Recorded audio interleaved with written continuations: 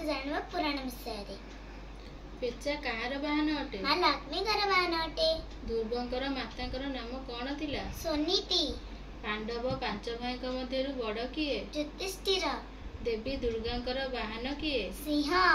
किए निजर अंध पिता माता को कांदरे बोई तीर्थ भ्रमण कराइथिले? श्रवण कुमार। प्रहलादंकर पितांक नाम कौन? हिरण्यकशिपु। श्रीराम काहेकि 14 वर्ष वनवास जाइथिले? पितृसु पालन पाई। गंधमार्दन पर्वत किए उपाड़ी आनिथिले? हनुमान।